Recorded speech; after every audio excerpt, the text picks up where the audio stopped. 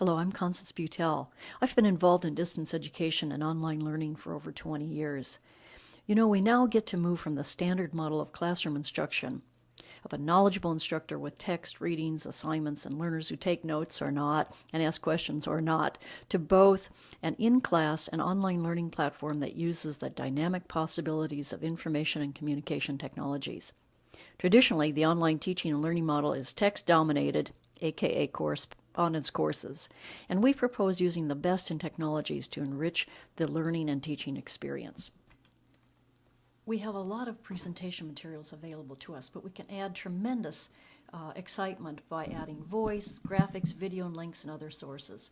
Here I'm going to open a free download program called Audacity to add a recording.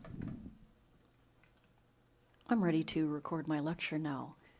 Hello everyone, this is going to be a very interesting class. I'm able to save this recording as a WAV file. I label it so I can find it. I only recorded it for the one slide, but I could make it for the entire lecture. And I go to import or insert, and I can add this. Hello everyone, this is going to be a very interesting class.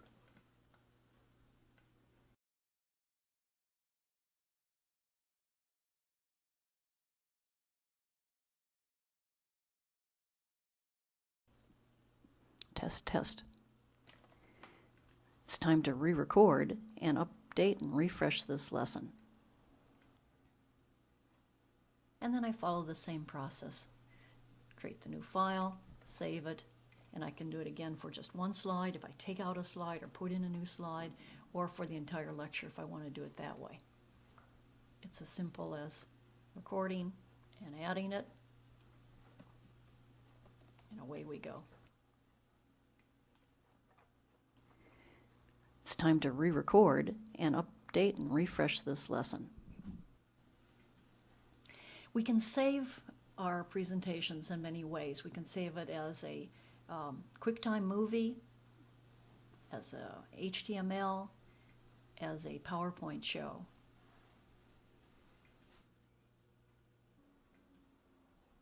Here's the Quicktime Movie.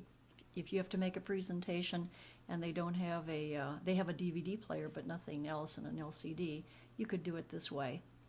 And it plays like a movie, and if you need to pause at any one place, you just hit the pause button and then continue on. Here's a keynote presentation. Faculty and staff.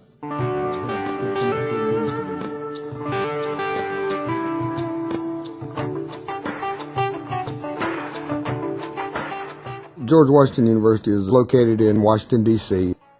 The need for technology in the university is to ensure that our students, our faculty and staff. By plugging in movies, it adds a dimension and depth within the file. It adds that continuity of the lecture, etc.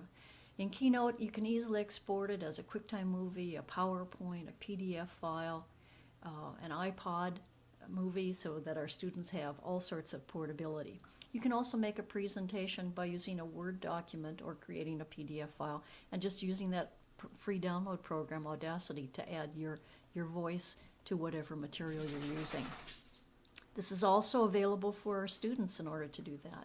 What I'm recording this presentation to you is on a product called ScreenFlow.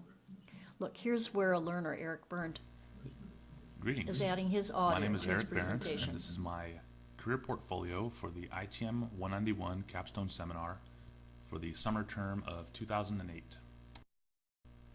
The position I'm applying for is the U.S. Coast Guard's Direct Commission Engineer Program. Here's an example of Eric's presentation of a business plan where he inserted a graphical image that shows what they call it, immersive video. And he's presenting about using this kind of a feature for a career that he wishes to pursue after the Coast Guard.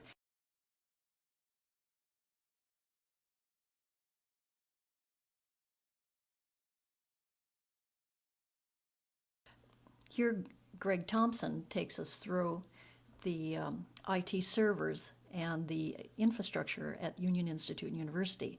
And I took a video of that in order to show the class in higher education technology what a typical campus infrastructure would look like. The next one is a video from KQED's Quest program, and because we're really talking about emerging technologies and so educators can be aware of them, there's a lovely demonstration video on nanotechnologies. And similarly, students often talk about wishing they could have more guest speakers, and here through so much of the video content that's being recorded and audio as well, we have things from Apple University, from Harvard, from UC Television, from Stanford, etc. Here's Michael Sandel presenting on justice, which is a big theme for us at the Union Institute, social justice and ethics. We also provide a way in which to collect and record our own media, thereby making it accessible to everyone within the university, our learners and faculty as well, which we can then embed within our courses and continue on with our theme of social justice so that events that we put on are not lost to us. Additionally, there's such things as Foliotech. These are online platforms that provide a way for learners and faculty and schools to assess student learning. The old standby Turnitin, so that we can both avoid plagiarism as well as help students with their citations if you use it effectively. And within an e-college platform, there's something called a webliography, which puts tons of resources and links to the web for learners to use, as well as doc sharing for uploading of papers and presentations. The main challenge for online learning is the engaged effort required to work with each learner individually. The secondary challenge is convincing faculty to spend the time first learning and then employing the new IT resources. But the benefits are many, and we can really see learners co-creating knowledge given the new technologies. They can provide updated content, be engaged in group forums, experiment with new media, and access extensive databases as easily as we instructors. I hope you'll engage in some of the new possibilities. Thank you very much.